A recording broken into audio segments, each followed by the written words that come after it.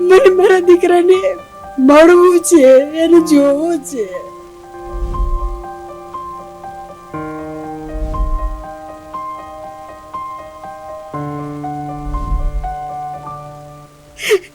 તો હું ફક્ત ત્યાં જોર્જિયો સરકાર, ત્યાંની પોલીસ સ્ટેશન વાળા, હું એટલું જ કહું છું, તમે સાબિતી આપો કે એ જ મારો દીકરો છે.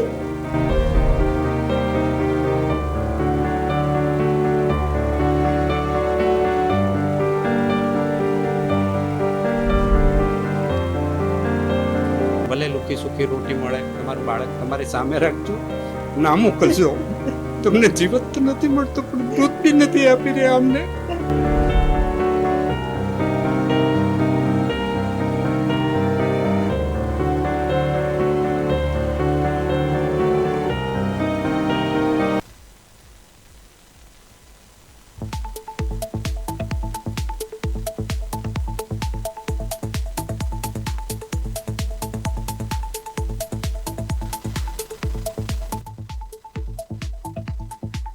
નમસ્કાર. આજે સ્ટુડિયોથી નહીં પરંતુ એક ઘરથી, જ્યાં એક ઘર કોને કહેવાય, જ્યાં નાના બાળકો હોય, મમ્મી પપ્પા હોય અને દાદા દાદી હોય, પણ ઘરમાં જ્યારે બાળકોની ચિકચારીઓ સાંભળવા મળતી હોય, એ ઘર એકદમ ખુશીઓથી ભરેલું હોય. પણ હું અત્યારે એવા ઘરે આવ્યું છું કે જ્યાં અત્યારે એ બૂમ સાંભળવા માટે, ચિકચારીઓ સાંભળવા માટે બંને માતા પિતા અત્યારે આતુર છે. તેમનો દીકરો છે જોર્જિયા. ધ્વનિતની હું વાત કરી રહી છું. તેના માતા પિતા સાથે આપણે આજે વાતચીત કરવાની છે અને હું જેમના આજે ઘરે આવી ગઈ છું અને શું કહી રહ્યા છે આજે તમામ વાત કરવી છે. કારણ કે એક માતા અને પિતાએ તેમનું એક બાળક ખોયું છે અને બાળક જ્યારે ખોવાય છે ત્યારે એ વેદના કેવી હોય છે અને કઈ રીતે એ લોકો આજે કઈ પરિસ્થિતિમાં છે અને ગાંધીનગર ગયા, ગાંધીનગરથી તેમને કયા પ્રકારની સહાય મળી છે, તે તમામ પર આજે વાત કરવાની છે. અને ધ્વનિતના માતા પિતા પણ મારી સાથે છે અને હું આજે એમના ઘરે આવી છું. હવે ધ્વનિતની આપણે આજે વાત કરવી છે. આ વાત એટલા માટે કારણ કે મારે હવે પ્રદેશ 24 ગુજરાતીએ તેમને સપોર્ટ કરવાનું નક્કી કર્યું છે. તેમના માતા પિતાને સપોર્ટ કરવાના છે આપણે, અને જ્યાં સુધી ધ્વનિત પાછો નથી આવતો ત્યાં સુધી આપણે આ માતા પિતાને સપોર્ટ કરવાનો છે. આંટી અને અંકલ, આપનું સ્વાગત છે પ્રદેશ 24 ગુજરાતીમાં. પહેલાં હું તમને ટીવીમાં મળી હતી, પણ આજે હું રૂબરૂ તમારા ઘરે એટલા માટે આવી છું કે મારે એકચ્યુઅલી એ જાણવું છે કે એકચ્યુઅલી થયું શું છે. હવે આંટીની જોડે જ આપણે વાત કરીએ. આંટી, શું નામ છે તમારું? મારું નામ ધર્મિષ્ઠા રાજદીપ છે. ધ્વનિત રાજદીપ મારો બાબુ હતો, જે MBBSના 10મા સેમિસ્ટરમાં જોર્જિયોમાં TBCC સિટીની અંદર એ મેડિકલ યુનિવર્સિટીમાં અભ્યાસ કરતો હતો. અંકલ, તમારું નામ શું છે? મારું નામ મયુર આસિફ છે અને Dhvanit Caucasus International University TBC city જોર્જિયામાં MBBSમાં 10મા સેમિસ્ટરમાં અભ્યાસ કરતો હતો. ઓકે, તો હવે આપણે ધ્વનિતની વાત કરી રહ્યા છીએ. તો ધ્વનિત જોડે હવે આપણે ધીરે ધીરે આવીએ, કારણ કે આ આખી સ્ટોરી મિસ્ટ્રી થતી જાય છે. કારણ કે મેં એમના મોમ ડેડ સાથે વાત કરી, ઘણીવાર આપણને અલગ જાણવા મળે છે, પણ અત્યારે એક નામ કોમન આવે છે, અનિલ. હવે આ અનિલ કોણ છે અને અનિલે શું કર્યું છે, એ તમામ પર આજે આપણે ચર્ચા કરવાની છે. પણ પહેલાં મારે માતા સાથે, ધ્વનિતના માતા સાથે એટલા માટે વાત કરવી છે કે માતાએ એક આસ છે કે એમને એમનો દીકરો ગુમાવ્યો છે, પણ એ એકચ્યુઅલી મારે એમના મોઢેથી સાંભળવું છે. કારણ કે તેમનો એક મોટો દીકરો પણ જોર્જિયા ગયેલો છે. હવે જોર્જિયા ગયો છે, DNA ટેસ્ટ કરાવ્યા. હવે DNA ટેસ્ટની જો વાત કરીએ મેડમ, તો હવે તમારી સાથે શું વાત થઈ હતી? પહેલાં તમારે એ જાણવું છે કે ધ્વનિત જ્યારે નાનો હતો, હવે આઈ નો દેટ બંને છોકરા છે, માતાને બંને છોકરાઓ વહાલા હોય, અને એમાં નાનો છોકરાને જે રીતે તમે પાડ્યો હોય, એટલે ઓફકોર્સ પેમ્પરિંગમાં જ પાડ્યો હોય, તો હવે તમારી એની સાથેની યાદો મારે જાણવી છે. જ્યારે મારો બાબુ નાનો હતો ત્યારે ખૂબ સ્માર્ટ હતો. બધા એને જોઈને કહેતા હતા કે આને નજર લાગી જશે, તમે એને ઘરની બહાર ના કાઢો. મારી સાથે રમતો, હસતો, ખાતો, પીતો, અને બહુ લાડકોડથી ઉછેર્યો છે, ફૂલની જેમ મેં ઉછેર્યો છે. અને આજે એની દશા લોકો એવી કરી કે હું એને આજે 19 દિવસ થયા નથી એનો અવાજ સાંભળી શકી કે નથી એને જોઈ શકી.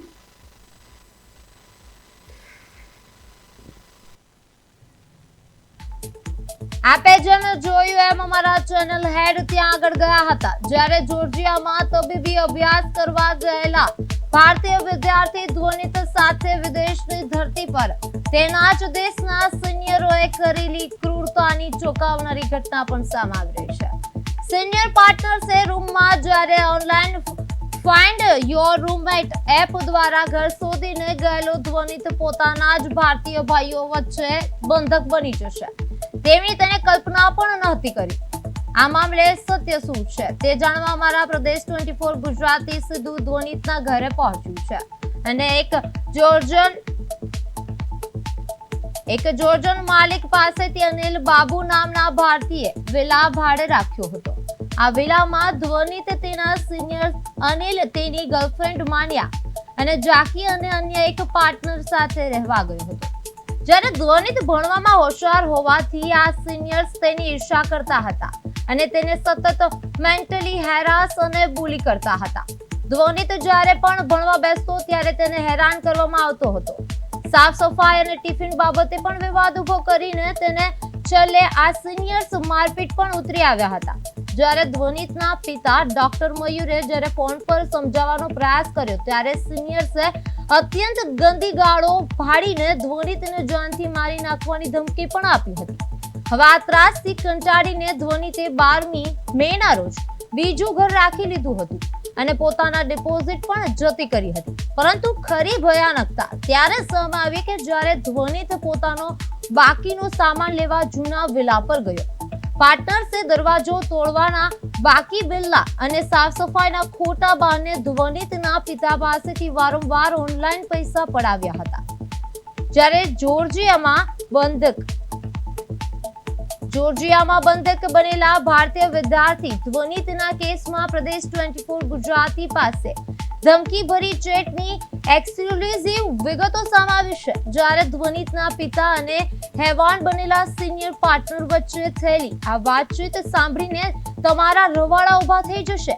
જ્યારે વિદેશમાં ભણવા ગયેલા એક લાચાર પિતા સામે તેનો જ દેશવાસી કેવી રીતે ગુંડાગીરી કરી રહ્યો છે તે આ ચેટમાં સાફ દેખાઈ રહ્યું છે. હવે ચેટની વિગતો અનુસાર સિનિયર પાર્ટનર ધ્વનિત પર તેની ગર્લફ્રેન્ડને મારવાનો આરોપ લગાવી રહ્યો છે. ધ્વનિતના પિતા ડોક્ટર મયુર સતત આજીજી કરી રહ્યા છે. આપણું દિલ પહોળું છે, કૃપા કરીને માફ કરી દો. ધ્વનિત ભૂલ સ્વીકારીને માફી માંગશે, પરંતુ સામેથી ક્રૂરતાની તમામ હદો વટાવી દેવામાં આવી રહી છે. જ્યારે સિનિયરે ધમકી આપી કે હું જ્યારે ધ્વનિતને મારીશ ત્યારે તને વિડીયો કોલ કરીને લાઈવ બતાવીશ, હું તેને લોહી લુહાણ કરી નાખીશ અને આજે તેને જાનથી મારી નાખીશ. વાત અહીં જ નહીં અટકી. હેવાનિયતની હદ તો ત્યારે થઈ જ્યારે સિનિયરે ડોક્ટર મયુરને પૂછ્યું કે શું ધ્વનિત ઓટિસ્ટ એટલે કે મંદ બુદ્ધિનો છે? પિતા કરગરી રહ્યા છે. જ્યારે ધ્વનિત આ અસહ્ય ત્રાસથી કંટાળીને આત્મહત્યા કરવાનો પ્રયાસ કરી રહ્યો છે. તેને એકલો છોડી દો, પરંતુ સામેથી ગંદી ગાળો આપીને ધમકી અપાઈ છે કે તેને વળતો માર માર્યા વિના આ વાતનો ઉકેલ નહીં આવે. હવે જ્યારે એક ડોક્ટર પિતા ફોન પર કગરે છે અને તેને સામે સિનિયર સ્ટુડન્ટ ગુંડાની જેમ બિહાર અને પોલીસની ધમકીઓ આપી રહ્યો છે. જુઓ આ ભયાનક ચેટનો ખુલાસો માત્ર પ્રદેશ 24 ગુજરાતી પર.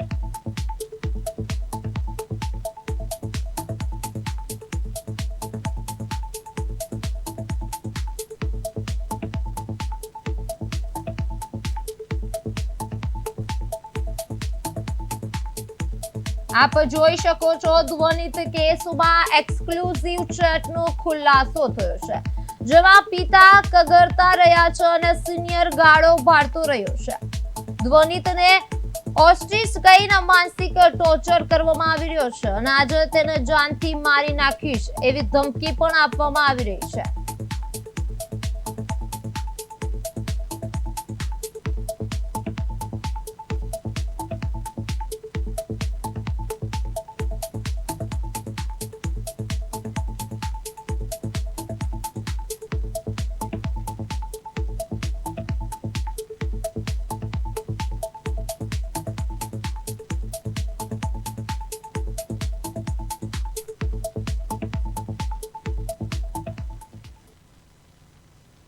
તો હવે અમારા ચેનલ હેડ લાઈવ છે ધ્વનિતના ઘરે, તો સીધા જશું લાઈવ પર.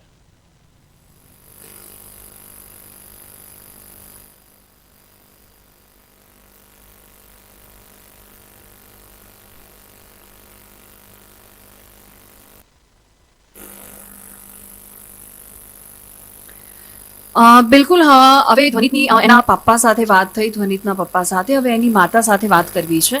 હવે વાત કરી તો મારે એ જ પ્રશ્ન પૂછવો છે કે આપણી જોડે ઘણી એવી કન્ટ્રી હતી કે જે તમે પસંદ કરી શકતા હતા, અને જે રીતે અંકલે વાત કરી કે ક્રાઇમ રેશિયો જોઈને તમે આ કન્ટ્રી સિલેક્ટ કરી છે, પણ હવે એ ક્રાઇમ તમારા બાબા સાથે જ થઈ ગયું. શું કહેશો? ઘણા દેશમાં ટ્રાન્સફર માટેની એમને આપવામાં આવી હતી મંજૂરી, પણ મારા બાબાનું કહેવું એવું હતું કે અહીંયા ક્રાઇમ રેશિયો ઓછો છે, એટલા માટે થઈને જ અમે એ પસંદ કર્યું હતું. અને આ પ્રસંગ અમારી સાથે બનશે એવું તમે ક્યારેય સપનામાં પણ વિચાર્યું નહોતું. અમે એની સલામતી માટે અને સારા શિક્ષણ માટે થઈને અમે જોર્જિયો પસંદ કર્યું હતું. પણ જોર્જિયો દેશમાં આટલા બધા ક્રાઇમ થતા હશે અને છુપાતા હશે, એ જ્યારે અમારા ઉપર વીતી ત્યારે અમને ખબર પડી છે. અને એના લોકલ પબ્લિક છે, લોકલ સરકાર છે, ત્યાંની ઓથોરિટી છે, એ માણસને માણસ નથી માની રહ્યા અત્યારે. એમને એમના દેશની પડી છે, મારા બાળકની જ નથી પડી. એટલા માટે જોર્જિયોમાં તો ક્યારેય તમારા બાળકને ના મોકલતા. તમારી પાસે રાખો અને એને ભણાવો, એને સુરક્ષિત રાખો. હવે આ બધી વાત થઈ કે કઈ કન્ટ્રીમાં આપણે વાત કરી, તમે આ ચોઈસ કેમ કરી છે. હવે આ બધી કન્ટ્રી એવી છે આંટી કે આ બધી થોડી માફિયા ટાઈપની આ કન્ટ્રીઓ છે. એટલે હવે આપણે પ્રદેશ 24 ગુજરાતી પણ એ જ કહી રહ્યું છે કે બને ત્યાં સુધી આપણી જોડે સારી સારી એવી કન્ટ્રીનો પણ ઓપ્શન છે. પણ હું તો પહેલાં એમ જ કહી કે જો ભારત દેશની અંદર જો તમને ઓપોર્ચ્યુનિટી મળે છે તો પહેલાં એ ઓપોર્ચ્યુનિટીની તક લો. કારણ કે જો બાળકને તમે બહાર મોકલો છો અને એમાં પણ જો કોઈ સપોર્ટ સિસ્ટમ ત્યાં નથી મળતી તો એ આ જાગતું ઉદાહરણ છે. કારણ કે એક બાળકને આ લોકોએ ખોયો છે. હવે મારે એ જાણવું છે કે જ્યારે તમે વાતચીત કરી તમને ક્યારે ખબર પડી કે કંઈક થયું છે? એનો જ્યારે ફોન આવતો ત્યારે હું એને પૂછતી કે બેટા તું શાંતિથી ભણે છે, તને કોઈ તકલીફ નથી ને? ત્યારે કહેતો કે મમ્મી આ થોડુંક ટિફિન ને એવું આ લોકો જ્યાં હું નવા મકાને રહેવા આવ્યો છું એ લોકો મારી સાથેના જે રૂમ પાર્ટનર છે એ ટિફિન મારું લઈ લે છે, ખાઈ જાય છે, મારા કપડાં અસ્તવ્યસ્ત કરી દે છે, મારા પુસ્તકો અસ્તવ્યસ્ત કરી દે છે. હું વાંચવા બેસું છું તો મને વાંચવા નથી દેતા, મારા કપડામાંથી પૈસા ચોરી લે છે. એવી થોડી થોડી હેરાનગતિ કરવા લાગ્યા છે. અને પછી એને એના પપ્પાને વાત કરી તો એના પપ્પાએ કીધું કે બેટા આપણે જો તો ફક્ત આટલી બધી હેરાનગતિ અત્યારે નાની નાની થઈ રહી છે તો તું બીજું મકાન રાખીએ. અને એણે બીજું નવું મકાન શોધી પણ લીધું અને સામાન પણ ત્યાં 50% શિફ્ટ કરી દીધું. આપણે જ્યારે પહેલા વાત હમણાં થઈ તો તમે વાત કરી હતી કે 50% સામાન એને લઈ લીધો હતો અને પછી 50% સામાન જે બાકી હતો એને લેવા જવા માટે કરતા હતા. તે વખતની પરિસ્થિતિ જે તમે મને કીધી હતી એ તમે ફરીવાર કહી શકો મને? હા, એ એના પપ્પાએ તાદશ્ય જોયું છે, સાંભળ્યું છે તો એના પપ્પા વધારે વિગતે તમને બતાવશે. અંકલ, તમારે આ બાબતે શું કહેવું છે? કારણ કે તમે જ વાત કરી હતી એની સાથે. એટલે ધ્વનિતે મને બધી ફરિયાદ કરી એટલે પછી ધ્વનિતે એ જે અનિલ કરીને જે ઓનર છે એનો નંબર આપ્યો. એ અનિલ જોડે મેં વાત કરી, પહેલાં શાંતિથી વાત કરી, પછી અનિલ એકદમ ઉગ્ર ભાષામાં, ગંદી ભાષામાં વાતો કરવા લાગ્યો અને એવું કહેવા લાગ્યો કે ભાઈ અમારે ડિપોઝિટ પરત નહીં મળે, એની જે બાથરૂમનો દરવાજાને જે એણે નુકસાન પહોંચાડ્યું છે તો તમે એના પૈસા પહેલાં પે કરો. એટલે મેં એને સમજાવ્યો, મેં કીધું અમે પૈસા તને આપી દેવા તૈયાર છીએ પણ તું એનો સામાન એનો બાકીનો ત્યાંથી લઈ લેવા દે અને એને શાંતિથી જવા દે. એટલે એ તૈયાર થયો. એટલે ધ્વનિત પછી ત્યાં ગયો. ત્યાં જઈ અને એણે સૌ પ્રથમ તો પહેલાં પૈસા આપ્યા એને. એણે કીધું કે ભાઈ મારે નવા દરવાજાના પૈસા જોઈએ, તો પછી એ બદલ અમે નવા દરવાજાના પૈસા આપ્યા. પછી એણે એમ કીધું કે ધ્વનિતના બિલ બાકી છે એ બધા પે કરો, એટલે એ બધા પૈસા આપ્યા. પછી કે હવે મારે રૂમ સાફ સફાઈ કરવો પડશે એના પૈસા આપો, એટલે બધા એ પૈસા આપ્યા. અને એ બધા પૈસા ઓનલાઈન એને ચૂકવેલા છે ધ્વનિતે. ત્યારબાદ ધ્વનિત રૂમમાં સામાન લેવા માટે ગયો તો એણે રૂમનો દરવાજો બહારથી બંધ કરી દીધો, ધ્વનિતનો જે મોબાઈલ હતો એની જોડેથી છીનવી લીધો અને એના ફોન પરથી, ધ્વનિતના ફોન પરથી મને ફોન લગાવી અને ગંદી ભાષામાં વધારે પૈસાની માગણી કરવા લાગ્યો કે હવે ધ્વનિતે બેડ તોડી નાખ્યો છે, એના પૈસા તમારે આપવા પડશે, લોક તોડી નાખ્યું છે, એના પૈસા આપવા પડશે, અને જો આ બધું નહીં કરો તો ધ્વનિતને અમે મારી નાખીશું અને એનો વિડીયો બનાવીને તમને મોકલીશું, જ્યાં સુધી એનું લોહી નહીં નીકળે ત્યાં સુધી અમે એને મારીશું. એટલે ત્યારબાદ મેં એમને કીધું કે હું તમને બધા જ પૈસા આપવા તૈયાર છું, બધા પૈસા પે કરું છું, પણ ધ્વનિતને પહેલાં તમારા મકાનમાંથી બહાર નીકળવા દો. તો ધ્વનિતને એના મકાનમાંથી મેં બહાર કાઢ્યો, એમને સમજાયા અને સમજાવીને મેં એના મકાનમાંથી બહાર કાઢ્યો. ત્યારબાદ ધ્વનિતને બહાર નીકળતા જ મેં તરત જણાવ્યું કે તું તરત નવા મકાને જા અને ત્યાંથી પાસપોર્ટ અને એ લઈ અને તું જલ્દી અમદાવાદ આવવા નીકળ. એટલે અમદાવાદ આવવા માટે નીકળ્યો, નવા મકાને જઈ અને અમદાવાદ આવવા માટે નીકળ્યો અને અમદાવાદ આવે એ માટે મેં એને ટિકિટ પણ મોકલી આપી. ત્યાં સ્થાનિક સમય પ્રમાણે 12 વાગ્યા હતા, 14 તારીખને 12 વાગે, અને ત્યાં 3 વાગ્યાનું પ્લેન હતું. અને સામાન લઈને નીકળો ત્યારે મારી વાતચીત એની જોડે ચાલુ હતી કે ભાઈ તારે એરપોર્ટે પહોંચતા કેટલી વાર લાગશે. એણે કીધું કે એરપોર્ટે પહોંચતા મારે 1 કલાક થશે અને 2 કલાક ઇમિગ્રેશનમાં થશે, એટલે 3 વાગ્યાનું પ્લેન મને મળી જશે. એટલી વાતચીત ચાલુ હતી અને એનો ફોન સ્વિચ ઓફ થઈ ગયો. ફોન સ્વિચ ઓફ થઈ ગયો એટલે તરત મને શંકા ગઈ, એટલે મેં તરત એમ્બેસીમાં જાણ કરી, ત્યાં કોલેજમાં જાણ કરી, એ લોકોએ પોલીસ ઓથોરિટીને કીધું, અને મારો જે બીજો બાબો કેનેડા હતો મેં એને બી ફોન લગાવીને કીધું. મેં કીધું તું જોર્જિયા જવા માટે નીકળી જા, આ રીતનો પ્રોબ્લેમ લાગે છે. એટલે એ લોકોએ કદાચ કંઈ અજુગતું કરી દીધું હોય, કેમ કે એ લોકો આગલા દિવસથી રાતથી મને ધમકી આપતા હતા કે ધ્વનિતને અમે આ રીતે ખતમ કરી નાખીશું. બિલકુલ. હવે મારે એ જ જણાવવું છે કે અમારી ટીવી સ્ક્રીન પર તમે જોઈ શકો છો, કારણ કે એ જ ડિટેલ્સ છે. અને એક આ અનિલ કોણ છે અને એના માટે આપણે વાતચીત કરવી છે, કારણ કે જે રીતે આ ધ્વનિતના પિતાએ જણાવ્યું કે તેને બહુ જ હેરાન કરવામાં આવતું હતું, ખરાબ રીતે હેરાન કરવામાં આવતું હતું, અને તેનું ચેટ પણ છે. અને ચેટ સાથે આપણે અત્યારે જો અમારા ટીવી સ્ક્રીન પર પણ તમે જોઈ શકો છો કે જે અનિલ સાથે ધ્વનિતના પપ્પાએ જે રીતે વાત કરી છે, બહુ એને સમજાવવાનો પણ પ્રયત્ન કર્યો કે તું શાંત થઈ જા, તું શાંત થઈ જા, પણ જે રીતે ગંદી રીતે અનિલે ધ્વનિતના પપ્પા સાથે વાત કરી છે તે અમે તમને ટીવી સ્ક્રીન પર બતાવી રહ્યા છીએ. હવે અંકલ, મારે એ વાત કરવી છે કે આ અનિલ સાથે તમે ક્યારે એકે વાર વાત થઈ છે, જ્યારે કે ધ્વનિત જ્યારે એ રૂમમાં જવાનો હતો રહેવા માટે, તે વખતે તમે વાત કરી હતી, કારણ કે બધા સાથે રહેતા હતા, તો તમને ક્યારે શંકા ગઈ કે અનિલ આ ટાઈપનો પર્સન છે? એકચ્યુઅલી ધ્વનિત રિસન્ટલી 1 મહિના પહેલાં રહેવા માટે ગયો હતો, અને અનિલ જોડે મારે ક્યારેય વાત નથી થઈ. એ ઓનલાઈન એણે જોયું હતું કે રૂમ ખાલી છે, એટલે એણે એનો સંપર્ક કર્યો અને 1 મહિના પહેલાં જ રહેવા ગયો હતો. પણ 15 દિવસમાં એને ખ્યાલ આવી ગયો કે આ લોકો છે મેડિકલ સ્ટુડન્ટ, પણ એમનું વાણી, વર્તન, વ્યવહાર મેડિકલ સ્ટુડન્ટને છાજે એવું નથી. એ લોકો એકદમ ગંદી ભાષામાં અને મેન્ટલી હેરેસમેન્ટ થાય એ રીતની એની જોડે વાતચીત કરતા હતા, એને બુલી કરતા હતા અને એને મેન્ટલી બહુ જ પરેશાન કરતા હતા. એટલે જ્યારે મારે ધ્વનિત જોડે વાત થઈ, છેલ્લે એણે રૂમ ચેન્જ કર્યો, ત્યારબાદ એણે મને ધ્વનિતે અનિલ બાબુ પાતિયાતનો નંબર આપ્યો, અને ત્યારબાદ 13 તારીખે મારે અનિલ જોડે વાત થઈ. 1 દિવસ અગાઉ જ વાત થઈ, અને એની જોડે વાતચીત કરતાં જ મને ખ્યાલ આવ્યો કે આ માણસ એક વાક્યમાં 3 ગાળો બોલે છે, તો આ માણસની મેન્ટાલિટી કેવી હશે. આ અનિલ કેરળથી બિલોંગ કરે છે, કેરળમ, જે અત્યારે જેનું નામ ચેન્જ થયું છે, અને અત્યારે ભારત દેશની અંદર સૌથી વધારે ભણેલો ગણેલો રાજ્ય ગણવામાં આવે છે. અને તેમાંથી જો આવા પર્સન બહાર આવતા હોય અને માતા પિતા સાથે કઈ રીતે વાત કરવી એ લોકોને શોભતું ના હોય, અને એ લોકોને વાતચીત કરતા પણ નથી આવડતી, અને એમાં પણ મેડિકલ સ્ટુડન્ટ. હવે મેડિકલ સ્ટુડન્ટ જ્યારે હોય તે લોકોમાં ડિસિપ્લિન કેવી હોય એ તમામ લોકોને ખબર છે, કુલ હોય, એકદમ કામ હોય, બધા જ હોય, પણ આ એક અલગ જ અનિલ છે.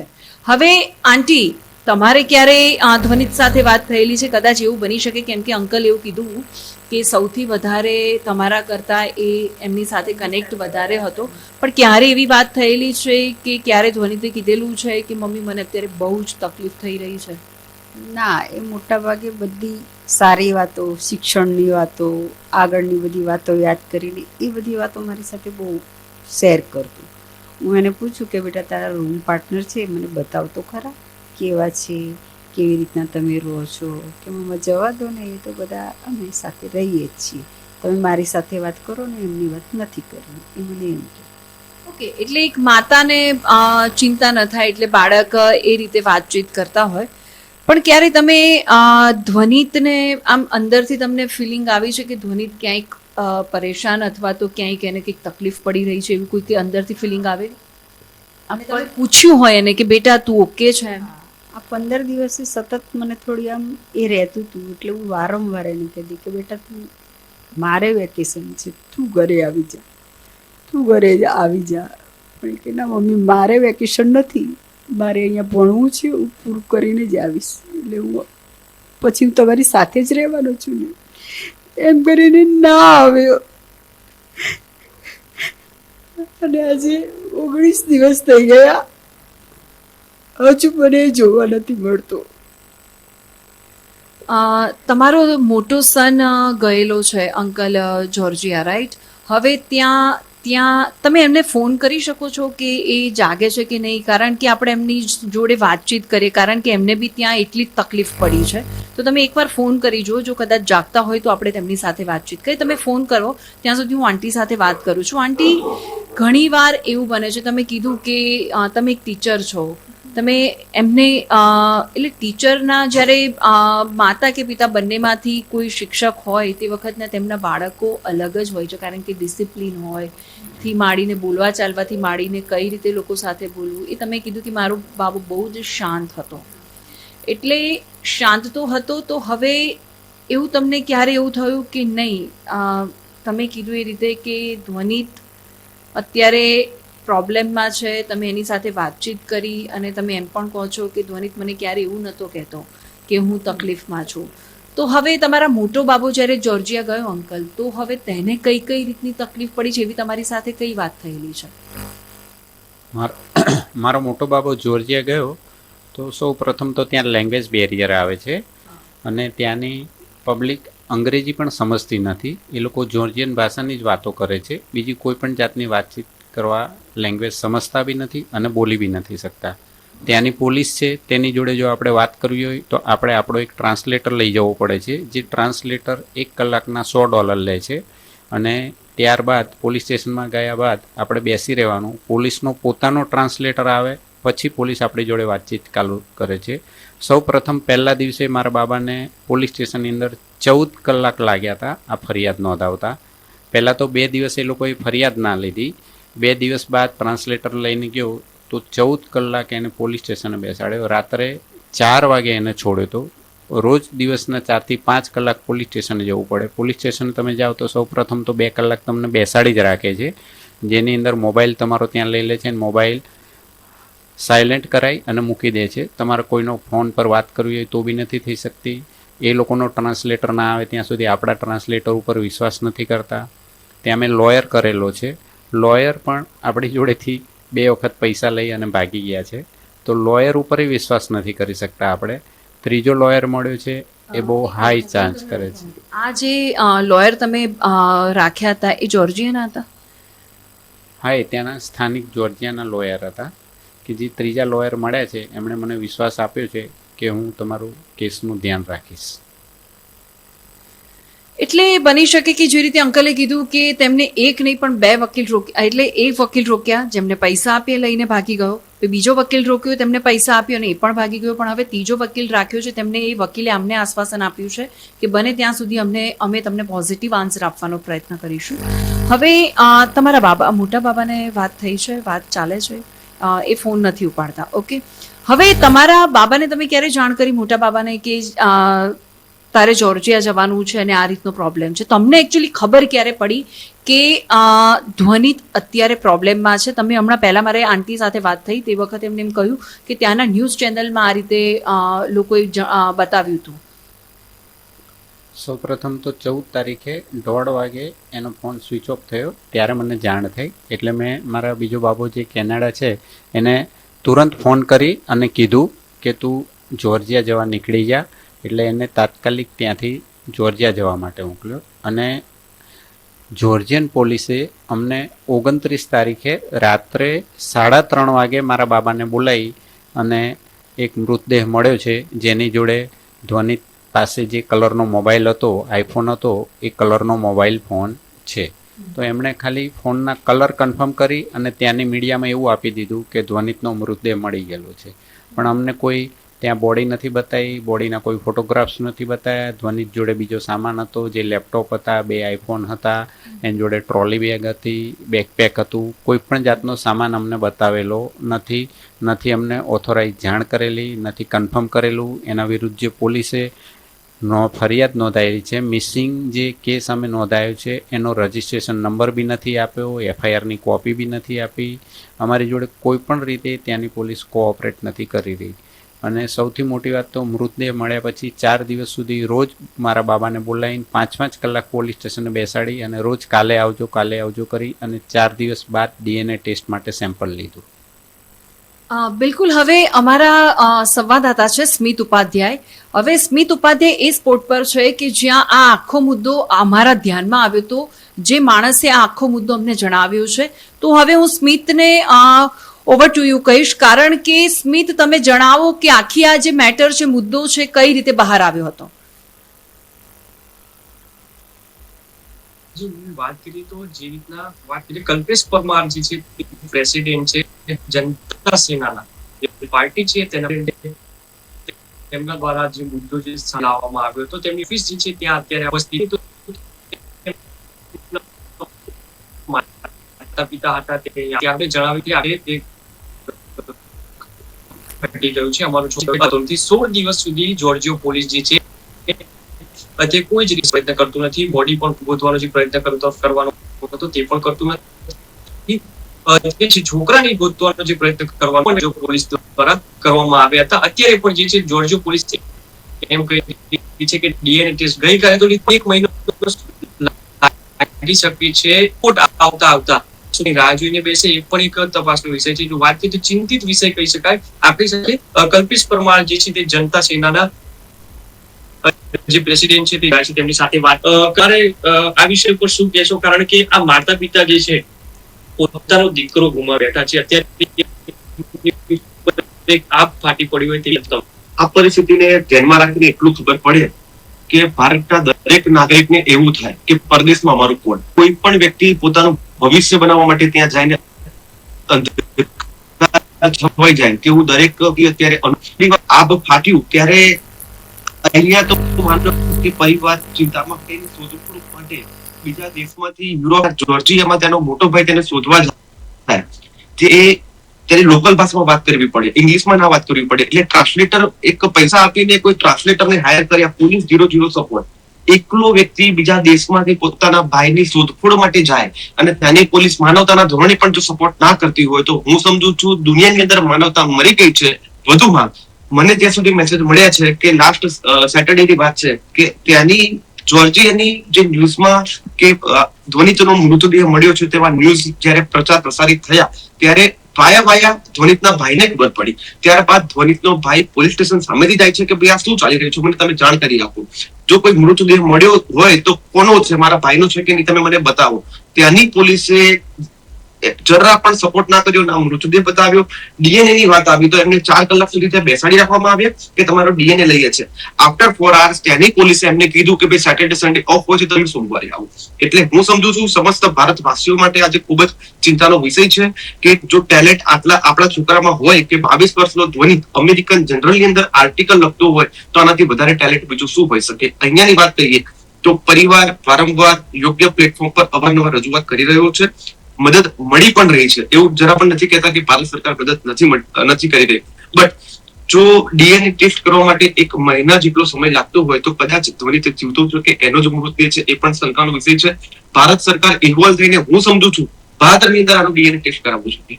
કલ્પેશભાઈ, બીજો પ્રશ્ન છે મારો કે જે રીતના જોર્જિયો પોલીસની ઘોર બેદરકારી સામે આવી છે, તે મૃતદેહ જોવે છે અને ફોન ઉપરથી ડિસાઈડ કરી લે છે કે આ ધ્વનિતનો મૃતદેહ છે. હજી પણ એવી શંકા છે કે તેનો મૃતદેહ ના પણ હોય. ચોક્કસ DNA રિપોર્ટ આવે નહીં ત્યાં સુધી જોર્જિયો પોલીસ ડાયરેક્ટ જ આમ જે હોય તે કઈ રીતના શકે કે આ હજુ ધ્વનિતનો જ મૃતદેહ છે? તમારું શું કહેવું છે તે વિશે?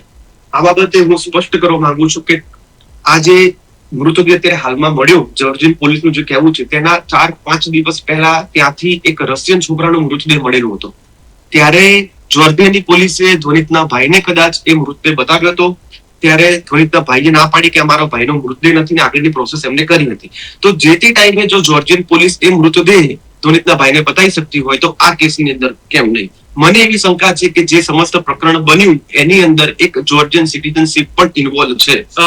મારા ધ્યાન મુજબ હું વાત કરું તો જ્યારે આ પ્રદેશ 24 ગુજરાતીની ટીમ તેમના પરિવાર સાથે મળી વાતચીત કરી, સતત તેમના કોન્ટેક્ટમાં છે. અને વાત કરીએ તો તેમના માતા પિતાએ પણ જે છે તે જણાવ્યું છે કે એક અનિલ કરીને જે છે તેને લીઝ ઉપર જે ભાડે જે હોય તે આખી જે રૂમ હોય તે રાખવામાં આવ્યો હતો. તેની સાથે સાથે તેની ગર્લફ્રેન્ડ પણ હતી માયરા, અને એક જોર્જિયન જે જેકી કરીને કોઈ છોકરો છે, જાકી કરીને, તે પણ તેમની સાથે હતો. ને આ ત્રણેય લોકો જે છે તેઓ લોકો આ લોકોને હેરેસમેન્ટ કરતા હતા ધ્વનિતને. અને ધ્વનિત ત્યારબાદ જે છે કંટાળીને તેના માતા પિતાને પણ મેસેજ કરેલા છે અને ફોન પણ કરેલા છે કે મને આવી રીતના મારું ટિફિન જે હોય તે પણ એક રેગિંગ જે હોય પ્રકારની તે પણ કરી રહ્યા છે. તેના વિશે તમારું શું કહેવું છે? કારણ કે પરિવાર જે છે, માતા અત્યારે 1 મહિનો, હજી તો આટલા તો 16 દિવસ 20 દિવસ તો જતા રહ્યા છે, પરંતુ હજુ 1 મહિનો જે છે તે રિપોર્ટ આવવાની વાત કરે છે. તો માતા ક્યાં સુધી આમ નહીં તો આમ બંને બાજુ લટકાઈને મૂકે છે પરિવારને?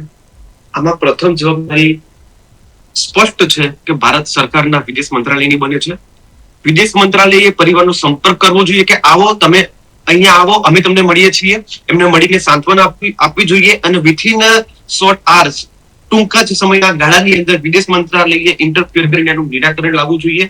મને એવી સ્પષ્ટ શંકા દેખાઈ રહી છે કે જેમ તમે વાત કરી કે એના જે રૂમમેટ્સ હતા ચોક્કસથી તેને હેરાન પરેશાન કરતા હતા, પરંતુ એક જોર્જિયન સિટીઝન આની અંદર આ જે પણ કાંડ થયો તેની અંદર ઇન્વોલ્વ હોય.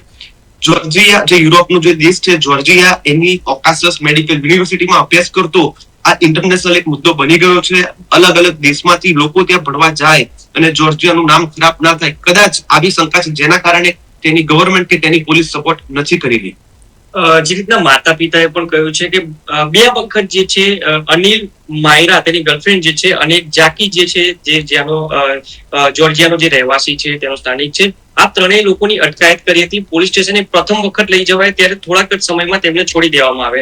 બીજી વખત જયારે એફઆઈઆર કરવામાં આવી, તેમને બોલાવવામાં તો આવે, ત્યારે પણ બીજી વખત જે છે થોડાક સમયમાં છોડી દેવામાં આવે. તો તમારું શું કેવું છે? અને બીજો એક મારો પ્રશ્ન છે, મોટામાં મોટો પ્રશ્ન છે કે જો આપણા ભારત દેશનો કોઈ અધિકારી મોટો હોત કે નેતા મોટો હોત તો આટલી બધી શું તેમના પુત્રને અહીંયા લાવવામાં વાત થઈ હોત? મને નથી લાગતું કે આટલી બધી, જો ભારત દેશના કોઈ મોટા પોલિટિશિયન કાં તો કોઈ મોટો અધિકારી હોય તો આટલી બધી વાર થાય. આપણને સૌએ જાણ્યું છે ભારતની અંદર કે સામાન્ય આઈપીએસ નો પુત્રો કે ચપ્પલ બી ખોવાય તો ગણતરીના કલાકમાં મળી જતું હોય છે. રહી વાત ત્યાંની, તો ફરીથી અગેન હું એ જ કહી રહ્યો છું કે માનો જોર્જિયામાં જે છોકરો ધ્વનિત ભણતો એના ફાધર જોડે વાત થઈ, આ ઘટના બની, એટલે ફાધરે કોઈ પણ માતા પિતાને એવું જોઈએ કે મારો દીકરો ઘરે ભલો, જો એને ત્યાં તકલીફ પડતી હોય તો ભલે 5 પૈસા ગયા, પણ તો બેટા ઘરે આવી જા, આપણે અહીંયા જ ભલા છીએ. દીકરો ત્યાંથી એરપોર્ટ બાજુ આવી રહ્યો હતો, એવું તો શું થયું કે એનો મૃતદેહ મળ્યો કે ના મળ્યો એ પણ શંકાનો વિષય છે. હું સમજુ છું વિદેશ મંત્રાલયે આપણા centre home minister Shri Amitbhai શાહે પણ અમે ઇન્વોલ્વ થઈને તાત્કાલિક ધોરણે આનું ગણતરીના કલાકમાં નિરાકરણ લાવવું જોઈએ. અન્યથા હું સમજુ છું પરિવાર ઉપર આબુ તૂટ્યું છે, જે સહન કરવાની જે શક્તિ હોય એ બીજી ચૂકી છે. જે રીતના કલ્પેશભાઈનું જણાવ્યા મુજબ કે એમને જે છે આખો મુદ્દો ઉઠાવ્યો છે, પરિવારજનોએ પણ કલ્પેશભાઈની મદદ લીધી હતી. કલ્પેશભાઈ 100% જે છે તેમની મદદ કરી છે. અડધી રાત્રે પણ કલ્પેશભાઈ ઉપર કોલ આવ્યો તો તે તરત જાય છે. પરંતુ ક્યાંક ને ક્યાંક મેં જે છેલ્લો પ્રશ્ન જે કલ્પેશભાઈને પૂછ્યો છે કે કોઈ મોટા અધિકારી કે મોટા જે નેતા હોય તો આ જે છોકરો તેમનો કોઈ ત્યાં હોત, આવું થયું હોય તેમની સાથે, તો આટલી બધી આ મહિના 2 મહિના જેવી વાત, 2 મહિના હજી પણ લાગશે તેવું છે. તો શું કેવું તમારું કે આ લાગશે? નહીં લાગે, કારણ કે મોટા નેતા હશે એક જ ફોન કરશે અને ત્યારબાદ જે છે તેમનો છોકરો છે ગણતરીના કલાકોમાં જે છે ઇન્ડિયા પરત ફરી જશે. પણ સામાન્ય માણસ છે સાહેબ, થોડુંક તો વિચારો, કારણ કે તેની માતા જે છે તે અત્યારે રાહ જોઈને બેઠી છે, રોવે છે, ખાતી પણ નથી. જે રીતના તમે જે દ્રશ્યો જોશો સ્ક્રીન ઉપર પણ, ધનિક જે છે એમબીબીએસ કરવા જે ભણવા ગયેલો વ્યક્તિ છે, તેનું ભવિષ્ય બનાવવા ગયો હતો, તેનું ભવિષ્ય ઉજળી ગયું હોય, તેનું ઘર જે છે તે રઝળતું થઈ ગયું હોય તેવું જાણવા મળી રહ્યું છે. જી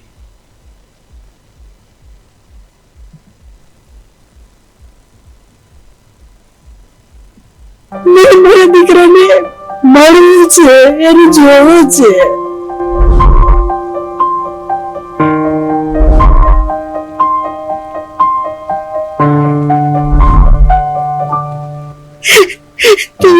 કે તે જોર્જી સરકાર તારી પોલીસ સ્ટેશન વાળા હું એટલું જ કહું છું, તમે સાબિતી આપો કે એ જ મારો દીકરો છે.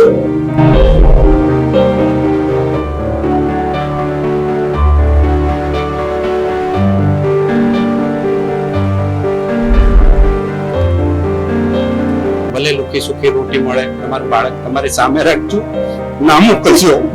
તમને જીવત તો નથી મળતો, પણ મૃત બી નથી આપી રહ્યા અમને.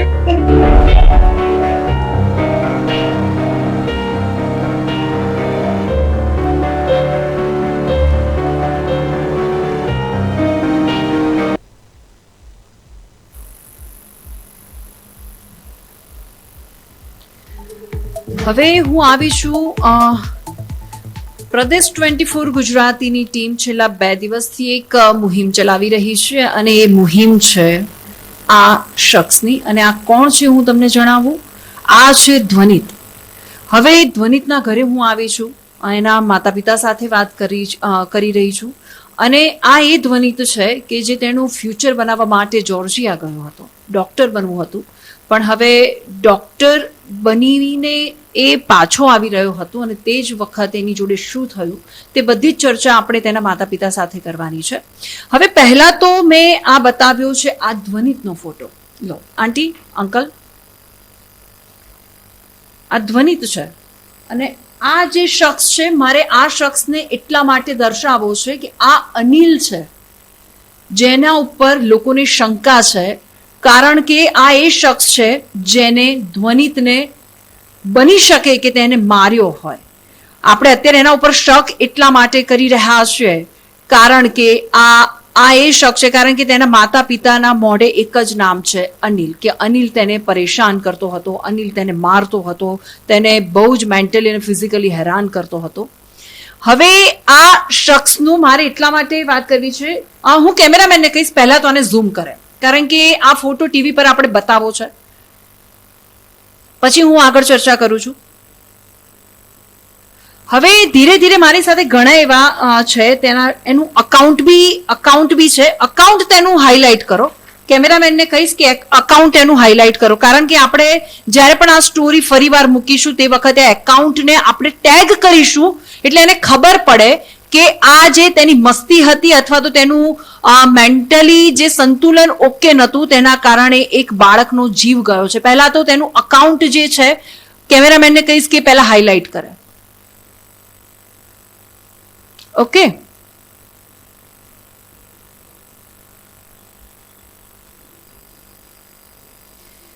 બહુ કુલ રીતે એના ફોટોઝ એને એકાઉન્ટ પર મૂક્યા છે, પણ કોને શું ખબર કે આ જે ચહેરો છે કદાચ બની શકે કે સાયકો પણ હોઈ શકે, કારણ કે ઘણા એવા મારી સાથે ઘણું એવા પ્રૂફ પણ છે, કારણ કે તેના ડેડીએ ઘણા એવા પ્રૂફ ભેગા કરીને રાખ્યા છે. અનિલ અને તેના જે ધ્વનિત છે તેના પપ્પાનું ચેટ પણ મારી સાથે છે. હવે ચેટ તો મેં ટીવી સ્ક્રીન પર બતાવી જ રહ્યા છીએ અમે, પણ એમાં સૌથી વધારે છે તેના ડેડીએ સૌથી વધારે કીધેલું છે કે કુલ થાવ, કુલ ડાઉન. નહીં હોય એની અંદર નહીં હોય તો 10 થી 15 વાર તેમને કીધેલું છે કે તમે આ રીતે વાત ન કરો. પણ અમારો એક વસ્તુ છે કે અમે હાઇલાઇટ પણ કરાઈ છે, અને તેમાં ચોખ્ખું અનિલ કહે છે કે હું ધ્વનિતને મારી નાખીશ. હવે મારે આ બાબત પર આજે તેના પિતા સાથે વાતચીત કરવી છે. અંકલ, હવે ફોટો આપણે સાઈડમાં મૂકીએ. હવે તમે વાત કરી કે આ અનિલ કોણ છે, અને અનિલનું નામ અત્યારે અનિલની જોડે પણ એની કોઈ ગર્લફ્રેન્ડ હતી, એનું નામ શું હતું? અનિલ એ સાઉથ ઇન્ડિયન છે મૂળ તો, પણ અહીંયા સાઉથ ઇન્ડિયામાંથી એ એજન્સી ચલાવે છે કે જે MBBS કરવા માટે જોર્જિયા જતા હોય એ બધા બાળકોને અહીંથી ત્યાં લઈ જાય છે, ત્યાં એડમિશન કરાવે છે અને બધી પ્રોસેસ કરાવે છે. એનો ભાઈ છે એ બી ત્યાં છે, અને અનિલ જે છે એની ગર્લફ્રેન્ડ માનિયા સાથે, એનો બીજો પાર્ટનર ઝાંકી સાથે, અને ચોથો પાર્ટનર જે છે જેનું નામ અમને ખબર નથી, એ ચારેય લોકોએ આ 4 BHK વિલા ત્યાંના લોકલ જોર્જિયન જોડેથી લીઝ ઉપર લીધું હતું, અને પેટા ભાડવત તરીકે આ કોઈ એકાદ છોકરા એકાદ છોકરીને રાખી અને એને આ રીતે હેરાન પરેશાન કરી અને બધા પૈસા પડાવવાનું કામ કરતો હતો. ધાક ધમકીથી પૈસા પડાવવાની એની મોડસ ઓપરેન્ડી હતી, જે ધ્વનિતની આગળ એક છોકરી રહેતી હતી જેની જોડેથી બધા જ પૈસા લઈ લેવામાં આવ્યા, જે જોર્જિયા દેશ છોડીને ભાગી ગઈ છે. અને ત્યાં પોલીસ ફરિયાદ કરવા જાઓ તો પોલીસ કોઈ ફરિયાદ લેતી નથી. એ લોકોને અંગ્રેજી ભાષા આવડતી નથી. લોકલ જોર્જિયન ભાષામાં તમે વાત કરો તો જે થોડી ઘણી ભાષામાં વાત કરો તેમાં પોલીસ તમને તુરંત જ ભગાડી દે છે. અને ત્યાંની ઓથોરિટી કોઈ ધ્યાન આપતી નથી. અને આપણા ઇન્ડિયન સ્ટુડન્ટોનું ત્યાં રક્ષણ કોઈ કરી શકે એવી કોઈ સંસ્થા બી નથી, NGO બી નથી. દરેક બાળકો પોતે જાતે રક્ષણ કરવામાં સક્ષમ હોઈ બી શકે અને ના બી હોઈ શકે. તો આવા તત્વોથી દૂર રહેવામાં જ ભલામણ છે. એટલે અંકલ તમે એવું કહેવા માંગો છો કે આ જે અનિલ છે તેનો ભાઈ ત્યાં એજન્ટ હતો અને આ એ જ કામ કરતો, એટલે બની શકે કે અનિલની તાકાત બમણી થઈ ગઈ હોય ને એટલા માટે આ ટાઈપનું, એવું નથી ધ્વનિત જ બીજા લોકોને બી હેરાન આ રીતે કરતો હોય? હા, એ અનિલ બાબુ પાલિયાત જે છે એ નામનો શખ્સ બહુ જ ત્યાં હેરાન કરે છે. અમે બીજા બધા સ્ટુડન્ટોને જે ધ્વનિતના મિત્રો હતા એમને પૂછ્યું, એમના કોન્ટેક્ટ કર્યા તો કોઈ બી એના વિરુદ્ધ બોલવા તૈયાર નથી થતું. એનું કારણ એક જ હોઈ શકે કે અનિલનો ત્રાસ ત્યાં ખૂબ જ વધારે હશે. આંટી તમારે કંઈ કહેવું છે અનિલ માટે? કારણ કે અનિલે જે રીતે વાત કરી છે અંકલ સાથે, બહુ જ ગંદી રીતે વાત કરી છે. તો તમે ક્યારે અથવા તો તમારા ધ્વનિતને કહેલું છે કે ભાઈ તું રવા દે, એની જોડે કોઈ મગજમારી ન કરતો, અથવા તો પછી અનિલ જોડે તમારે એવી કોઈ વાત થઈ છે કે બેટા પ્લીઝ તું હવે આને હેરાન ના કરતો, એવી કોઈ? છેલ્લો કોલ એના પપ્પા સાથે આવ્યો ત્યારે હું હાજર હતી. ત્યારે અમે એને ખૂબ વિનંતી કરી હતી. બંને સાથે મેં હાથ જોડી અને ખૂબ કીધું હતું કે તું મારા બાબાને હેલ્પ કર, તું પણ કોકની દીકરી છે, આ મારો દીકરો છે, તારે જે કંઈ પણ જોઈએ હું તમને આપીશ, હું અને એના પપ્પા બધું જ પ્રોવાઈડ કરીશું, પણ મારા દીકરો તમે ક્યાં રાખ્યો છે, શું કર્યું છે, એ બદલની મને હેલ્પ કરો. મેં રોઈ કગરીને એમની પાસે હેલ્પ માગી હતી છેલ્લા કોલે, પણ એ લોકોએ મારા દીકરાને મને ના બતાવ્યો. દીકરાને નથી બતાવ્યો. હવે અંકલ તમે પહેલાં જ વાત કરી કે આ જે અનિલ છે, અનિલની હવે આ ચેટમાં જો આપણે જોવા જઈએ ને તો એને ઘણી ચેટમાં એવી પણ વાત કરી છે કે તેની ગર્લફ્રેન્ડ છે તેને ધક્કો મારવામાં આવ્યો હતો. એ આખી બાબત શું છે? અનિલનો જે ગર્લફ્રેન્ડ છે માન્યા, તેણે ધ્વનિતનો મોબાઈલ લઈ લીધો હતો અને એ મોબાઈલ ઉપર મારી જોડે એણે વાત કરી હતી અને પૈસાની માગણી કરી હતી. મેં એને સમજાવ્યું કે ધ્વનિતને તેનો મોબાઈલ પાછો આપી દો, ધ્વનિતને તેનો મોબાઈલ પાછો આપી દો, પણ તે લોકો ધ્વનિતને તેનો મોબાઈલ પાછો નહોતા આપતા. તેથી ધ્વનિતે એમની જોડેથી મોબાઈલ લઈ અને એ તુરંત બહાર નીકળી ગયો. કેમ કે વિદેશમાં તમારી જોડે રોકડા પૈસા નથી હોતા, તમારા એકાઉન્ટમાં જ પૈસા હોય છે અને જે મોબાઈલ થ્રુ તમે પે કરી શકો. તમારે કોઈ બી કામ હોય વિધાઉટ મોબાઈલ થઈ નથી શકતું, નથી અમારી જો કોન્ટેક્ટ કરી શકે ને આ પૈસા પે કરી શકે, તો મોબાઈલ વગર માણસ પાંગડો બની જાય છે. એટલે એનો મોબાઈલ લેવા માટે જે એને જોડેથી મોબાઈલ પરત લીધો તો એણે પાછળ છીના ઝપટી જે થઈ એ છીના ઝપટીને અનિલ એવું કહે છે કે મારી ગર્લફ્રેન્ડ સાથે એણે ગેરવર્તન કર્યું છે. હવે અનિલે કહ્યું કે ધ્વનિતે તેની ગર્લફ્રેન્ડ સાથે ગેરવર્તણૂક કરી, પણ સાચી હકીકત શું હતી એ તમે વાતચીત કરી હતી ધ્વનિત સાથે કે શું છે શું નહીં? એમ મારી જોડે વાતચીત ચાલુ જ હતી. ધ્વનિત જ્યારે છેલ્લો વાર ત્યાં એ લોકોના ઘરે સામાન લેવા પરત ગયો ત્યારે એણે બહારથી જ ફોન ચાલુ રાખીને ગયો હતો અને બહારથી જ મારી વાતચીત ચાલુ હતી. એના ઘરની અંદર એન્ટર થયો એ પહેલાંથી જ, કેમ કે ધ્વનિતને ખ્યાલ હતો કે આ લોકો બરાબર નથી, એટલે એણે મને કીધું હતું કે પપ્પા તમે ફોન ચાલુ જ રાખજો, ફોન થોડો પણ બંધ ના કરતા, કેમ કે હું અંદર જઈશ તો આ લોકો કંઈ બી કરી બી લે તો બી તકલીફ થઈ જાય, એટલે તમે ફોન ચાલુ રાખજો. એટલે ચાલુ ફોનમાં મારે વાત થઈ હતી અને ચાલુ ફોને મેં બધી જ વસ્તુ જોયેલી છે, બધી રેકોર્ડ કરેલી છે અને એ લોકોએ જે મારી જોડે ચેટ કરી એ પણ મેં બધી સાચવીને રાખી છે. તો હવે તમે જ્યારે સહાય લેવા માટે કાલે ગાંધીનગર ગયા હતા અને પ્રદેશ 24 ગુજરાતી તો તમને સપોર્ટ કરી રહ્યું છે, ક્યાંય પણ તકલીફ થાય તો અમે તમારી સાથે છીએ જ. હવે તમે કાલે ગાંધીનગર ગયા તે વખતે ગાંધીનગરથી તમને શું જવાબ મળ્યો છે? ગાંધીનગરથી NRGના ડાયરેક્ટર વીજી રોડ સર જે ડાયરેક્ટર છે એમણે અમને સપોર્ટ આપ્યો અને ત્યાંની ઓથોરિટી અને એમ્બેસીને જાણ કરી કે ભાઈ આમનું જે DNA લીધું છે તેનું પ્રાથમિકતાના ધોરણે રિઝલ્ટ આવે અને એ લોકોને મદદ કરો. ત્યારબાદ અમે પ્રદ્યુમનસિંહ વાજા સાહેબને મળ્યા જે મિનિસ્ટર છે તેમણે બી સપોર્ટ કર્યો અને તેમણે CMO ઓફિસમાં અમારો શ્રી વિક્રાંત સર જોડે કોન્ટેક કરાવી આપ્યો અને ત્યાં બી એમણે ઓથોરિટીને જાણ કરી. વિક્રાંત સરને હું મળ્યો, તેમણે મારી બધી ડિટેલ જાણી અને મને કહ્યું કે અમે બધી ત્યાં જાણ કરીશું, પ્રાથમિકતાના ધોરણે આ બધું કામ થાય અને અમારા રિઝલ્ટ DNAનું જલ્દી આવે અને અમને બધો સપોર્ટ કરવાની ખાતરી આપી છે. આંટી, તમે પણ કાલે ગયા હતા, તો તમને શું લાગે છે કે આપણી સરકાર આ જે પ્રોબ્લેમ છે સોલ્વ કરી દેશે? તમે જે પ્રોબ્લેમ મુશ્કેલીમાં તમે મુકાયો છો તે પ્રોબ્લેમ સોલ્વ કરી દેશે એવું લાગે છે તમને?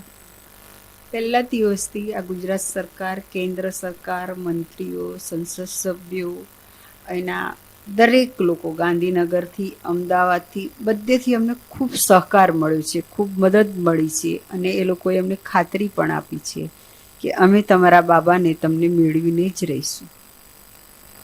બિલકુલ. હવે અમારી સાથે અમારા રિપોર્ટર પણ છે સ્મિત. હવે સ્મિત, પહેલાં તો મારે એ જાણવું છે કે તમે અત્યારે હાલ ક્યાં છો? કારણ કે આપણે જે ભાઈ સાથે વાત કરી છે તે ભાઈ સાથે તમે જવાના હતા સાંસદને મળવા. તે સાંસદ સાથે તમારી કોઈ વાતચીત થઈ છે?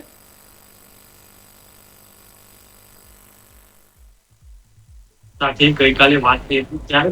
ત્યારબાદ તે એવું કહે છે કે અમારે તમારી પાર્ટીને પૂછવું પડશે, ત્યારબાદ જ અમે જવાબ આપીશું. શું આ છોકરો જ્યારે ભણવા ગયો એમ જે જોર્જિયા દેશમાંથી ભણવા ગયો છે, અત્યારે એનો હતો 16 દિવસ સુધી, આમ એમ કે છે કે બીજા દેશમાં યુદ્ધ ચાલતું હોય ત્યારે મોદી સાહેબ જે છે તે સગવડ કરીને બધાને લાવતા હોય છે અને લાવી પણ દેતા હોય છે. 30 થી 40 લોકોને લક્ઝરી ભરીને લાવે છે. પણ શું એક વ્યક્તિ જે તેની માં અહીંયા બેસી રહી છે ખાધા પીધા વગર, તેના પિતાના આંખમાંથી આંસુ આવી જાય છે. આપણી ટીમ એને સહયોગ આપે છે કે રડશો નહીં, પરંતુ શું સરકારની જવાબદારી નથી આવતી? કોઈ મહિલા સહયોગી મોકલી નથી શકતા? જે મહિલા ખાતી પીતી પણ નથી, તો શું સી ટીમ ના મોકલી શકે? પોલીસ દ્વારા પણ તેનું ધ્યાન સંભાળ રાખવામાં આવે છે, પરંતુ અહીંયા નથી. મારો પ્રશ્ન છે, હું કલ્પેશભાઈ સરકાર તો કરે છે, 12 લોકો દેશમાં ફસાયા હોય તો 30 થી 100 જે એની નામ લઈને બેઠી છે તેનો મૃતદેહ ના લાવી શકે? ચોક્કસ ગણતરીના કલાકમાં જ ટૂંક સમય પહેલાની વાત છે કે ઈરાનની અંદર એક પટેલ પરિવાર એક ફસાઈ ગયો હતો. ગુજરાત સરકારે, ભારત સરકારે તાત્કાલિક ધોરણે ત્યાંથી જે બંદી બનાવેલા હતા લોકોને, તેને છોડાવીને પરત લાવવામાં આવ્યા હતા. આ પ્રકરણની અંદર થોડું ડીલે વધારે થઈ રહ્યું હોય તેવું સ્પષ્ટ દેખાઈ રહ્યું છે, કેમ કે 14 તારીખનો છોકરો મિસિંગ છે. આટલા ટાઈમે અત્યારે હાલમાં લાઈક મૃતદેહ મળ્યો, એ જીવતો છો કે નહીં એ પણ એક ક્વેશ્ચન માર્ક છે.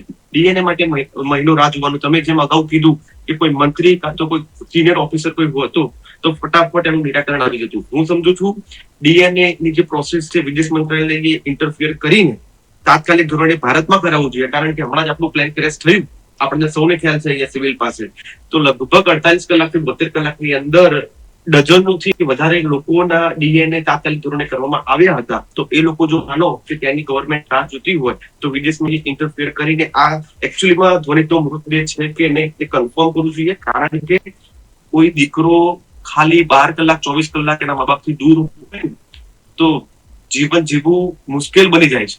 વિદેશની અંદર ધ્વનિત લાપતા છે. 14 તારીખથી સમાચાર એવા ત્યાંની એજન્સીમાં મળે છે મૃતદેહ મળ્યો. તેની એજન્સી, તેની ગવર્મેન્ટ ઓફિશિયલી આપણી એમ્બેસીને કઈ નથી કહી રહી, સમાચારો દ્વારા અલગ અલગ રીતે મળી રહ્યું છે અને ફાઇનલી DNA ઉપર જયારે વાત આવીને ઉભી રહી હોય અને એમાં બી એમ કે મહિનો, તમે વિચારો, કદાચ હું વિચારું કે એનો મૃતદેહ ના જ હોય પણ 24 કલાકથી વધારે સમય જો પાણીની અંદર કોઈ વ્યક્તિની બોડી પડી હોય ને તો આંગળી કરો ને તો લગભગ એ સ્કીન પણ નીકળી જતી હોય. આટલા ટાઈમની અંદર એની શું પરિસ્થિતિ હશે? ઘરમાં ખાલી સ્કલ આવે એવી પરિસ્થિતિ ઉભી થઈને અત્યારે હાલમાં ઉભી રહી છે. ભારત સરકારની વિનંતી કે તાત્કાલિક ધોરણે આની અંદર ઇન્ટરફિયર કરો. DNA તેની સરકાર કરતી હોય ના કરતી હોય તેમનો પ્રશ્ન છે, આપણે ઇન્ટરફિયર કરીને ભારતની અંદર કરાવવું જોઈએ. પ્રથમ પ્રાયોરિટી મારી આ છે, પરિવારની જોડે છે. હજી પણ એક કલ્પેશભાઈ છેલ્લો પ્રશ્ન પૂછવા માંગીશ તમને કે જે રીતના મેં તમને જણાવ્યું કે વિદેશોમાંથી કોઈ યુદ્ધ ચાલતું હોય, દરેક દેશોમાં ચાલતું હોય, તો ત્યાંથી આપણી સરકાર જે છે એટલી હિંમત વાળી છે કે ત્યાંથી પણ 100 ને 200 લોકોને અહીંયા રાતોરાત લક્ઝરીઓમાં હોય, બસોમાં હોય કે પ્લેન સ્પેશિયલ મોકલવામાં આવે છે. મને એક જ પ્રશ્ન છે કે આ માતા અહીંયા રાહ જોઈને બેઠી છે, એનું કોઈ સાંભળતું કેમ નથી? 1 મહિનો DNA ટેસ્ટ, 16 દિવસ રાહ જોવાની, સરકાર કેમ? સાંસદ પણ એમ કે છે કે અમારી પાર્ટીને પૂછવું પડે. તો પૂછવું પડતું હોય તો આ છોકરો તમારો નતો? આપણા દેશનો જ છે ને આ છોકરો, તો એની સપોર્ટ ના કરવો જોઈએ. તમારું શું કેવું છે તે બાબત? સામાન્ય માનવતામાં માનનારા તમામ લોકો આની અંદર સપોર્ટ કરે. રહી વાત સાંસદની, તમે જેમ કીધું કે હું સમજુ છું કે એમને પોતે પરિવારનો સંપર્ક કરીને વિદેશ મંત્રાલયની ઓફિસે વિદેશ મંત્રીને મળવા જોઈએ. ન કેવલ સાંસદ ઇન્વોલ્વ થવું જોઈએ, વિદેશ મંત્રાલયની ઓફિસમાંથી સામેથી ફોન આવવો જોઈએ. અત્યારે હાલમાં યુક્રેનમાં યુદ્ધ ચાલતું અને આપણા ભારતમાં લોકોને લઈને આવ્યા, તો હું સમજુ છું આ એટલી મોટી વસ્તુ નથી કે આપણી ભારત સરકાર ત્યાં ડીલ કરીને લઈ ના આવી શકે. કોઈ ટેકનિકલ પ્રશ્ન હોય, પણ આટલો બધો ટાઈમ ટેકનિકલ પ્રશ્નને સોલ્વ કરવામાં જાય એટલે ગળે નથી ઉતરતું. કોઈ કારણ ચોક્કસ જો હોવું જોઈએ આટલું બધું ડિલે થવા માટે. શું કારણ છે આનો પ્રશ્ન જે તે મંત્રાલય છે એ જ આપશે. બહારના દેશો જે છે ને, આપણી સરકારને કિંગ કહે છે. શું લાગે છે કિંગ છે? કારણ કે આ એક મુદ્દેને લાવવાનો છે અહીંયા. આટલી બધી વાર થતી હોય. અમે ગઈકાલે જયારે માતા પિતાને મળ્યા તેમના, પછી મયુરભાઈ છે તેમના પિતા છે ધ્વનિતના, ત્યાં મળ્યા. પરમ દિવસે પણ અમારી ટીમ તેમની સાથે હતી. ગાંધીનગર ગઈ હતી. ગાંધીનગર એ લોકોને 2-3 કલાક બેસાડવામાં આવે છે. રિપોર્ટ એમ કે છે 1 મહિના પછી આવશે. સરખો રિસ્પોન્સ મળતો નથી. ત્યાં પણ જે તેનો ધનિકનો મોટો ભાઈ છે તે પણ તે પોલીસ સ્ટેશન જાય છે. ત્યાં પણ 4 કલાક બેસીને છે. એટલે ત્યાંની ગવર્મેન્ટ ને અહીંની ગવર્મેન્ટને શું ફેર તમને લાગે? ત્યાંની ગવર્મેન્ટ સેટરડે સન્ડેના કારણે ડિલે થયું એવું જોવા મળ્યું છે કે સેટરડે સન્ડે પૃથ્વીનો ઘોડો ફરી જાય, ત્યાંના લોકો કામ ના કરે એવી વાત મળી છે. પણ ત્યાંનું છોડો, આપણી ગવર્મેન્ટ શું કરી રહી છે? આટલો ટાઈમ થઈ ગયો. જો એમને જો 30 દિવસનો કે સમથિંગ મહિનાનો ટાઈમ માંગ્યો હોય કે DNA મહિના પછી આવશે, તો હું તમને ખાતરી આપું મહિનો નહીં થવા દઈએ. બહુ જ ટૂંકા ગાળાની અંદર જનતા સેના મજબૂતાઈથી જે પણ પગલા ભરવા પડે તે પરિવારને સાથે લઈને ભરશે. ભારતવાસીઓ તમામ લોકો ધ્વનિતના જે પિતાજી છે મયુરભાઈ તેમની સાથે છે. 30 દિવસ તો કોઈ સંજોગોમાં નહીં થવા દઈએ. આ મારો ચેલેન્જ છે. એની હાવ વ્યવસ્થિત પ્રેશર બનાવવાની જરૂર પડશે તો અમે રોડ રસ્તા ઉપર આવીશું, જરૂર પડી તો. પણ ધ્વનિતનો જે DNA બાબતે 1 મહિનાનો જે તેમને ટાઈમ આપ્યો છે, 1000% ખાતરી આપું છું એવું નહીં થવા દઈએ. ટૂંકા ગાળાની અંદર અમે ફાઇટ કરીશું. જે રીતના કલ્પેશભાઈ પરમાર જે છે તેમને પણ જણાવ્યું છે કે જે રીતના સહયોગ આપીશું. પ્રદેશ 24 ગુજરાતીની ટીમ પણ તે માતા પિતાની સાથે છે. જી ભૂમિ. બિલકુલ, જે રીતે કલ્પેશભાઈએ કહ્યું છે તેમણે થેન્ક યુ સો મચ કહેજો સ્મિત, કારણ કે અત્યારે પ્રદેશ 24 ગુજરાતી અને કલ્પેશભાઈ જેવા લોકોની આપણે જરૂર છે. કારણ કે તે માતા પિતાને જરૂર છે આપણી. કારણ કે આપણો અવાજ જ્યાં સુધી પહોંચશે નહીં ત્યાં સુધી તેમનો દીકરાને મળવાનું અથવા તો ઘણી જગ્યા પર તેમનો અવાજ પહોંચે તેવી આપણી ઈચ્છા છે.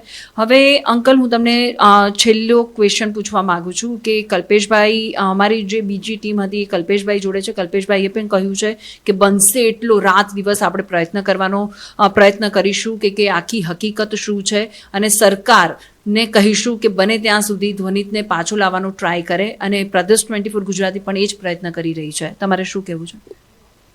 હું કલ્પેશભાઈનો દિલથી આભાર માનું છું અને ગુજરાત સરકારને અપીલ કરું છું કે મારા બાળકને પરત લાવવામાં મને સામાજિક અને આર્થિક રીતે મદદ કરે. બિલકુલ, અને thank you so much sir. અને આંટી પ્લીઝ તમે તમારું ધ્યાન રાખજો અને તમારે સ્ટ્રોંગ રહેવાનું. મળી જશે આંટી, પ્રદેશ 24 ગુજરાતી તમારી સાથે છે. એટલે હવે આપણે વાત અહીંયા એ છે કે આપણે ધ્વનિતના માતા પિતા સાથે તો વાત કરી, સરકાર સુધી તેમને જવાનો પણ પ્રયત્ન કર્યો છે, પણ હવે પ્રયત્ન એ જ રહેશે પ્રદેશ 24 ગુજરાતી અને કલ્પેશભાઈએ પણ જે રીતે જણાવ્યું કે આપણે ધ્વનિતને પાછો કઈ રીતે લાવવો અને ધ્વનિતને જેમ જેમ પાછો લાવશે અને કઈ રીતે, અને આપણી સરકાર તેમને કઈ રીતે મદદ પહોંચી શકે, અને પ્રદેશ 24 ગુજરાતી ધ્વનિતના માતા પિતા સાથે રહેવાની છે અને રહેશે અને ખડે પગે તેમની મદદ કરશે. અને આ સાથે જ હું વિદાય લઈશ. નમસ્કાર. મને મારા દીકરાને મળવું છે, એને જોવું છે.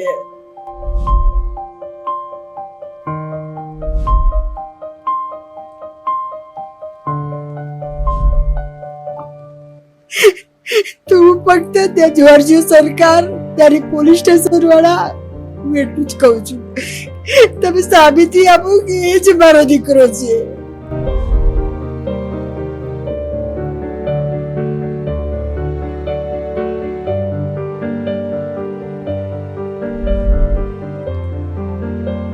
ભલે લુકી સુખી રોટી મળે, તમારું બાળક તમારી સામે રાખજો, ના મોકલજો. તમને જીવત તો નથી મળતો પણ દૂધ બી નથી આપી રહ્યા અમને.